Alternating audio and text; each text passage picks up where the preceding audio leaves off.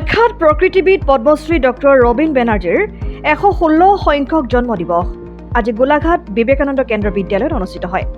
Doctor Robin Banerjee museum trust আৰু গোলাঘাট বিবেকানন্দ কেন্দ্ৰ বিদ্যালয়ৰ উদ্যোগত অনুষ্ঠিত এই জন্মতিথিৰ দিনা পুৱা বন্তি প্ৰজ্বলন, সংগীত পৰিৱেশনেৰে আৰম্ভ কৰা হয়।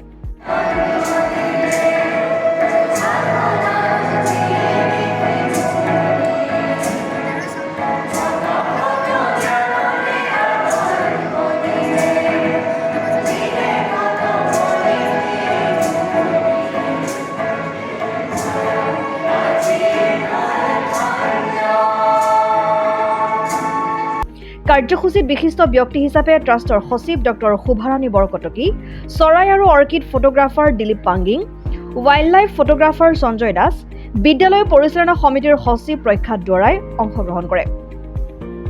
বিদ্যালয়ৰ অধ্যক্ষ অচিন্ত গোস্বামীয়ে ছাত্ৰ-ছাত্ৰীসকলক উদ্দেশ্যি ভাষণ দিয়ে। এই কাৰ্যসূচীৰ অন্তৰে শিক্ষয়িত্ৰী নীতাশ্ৰী কলিতাই।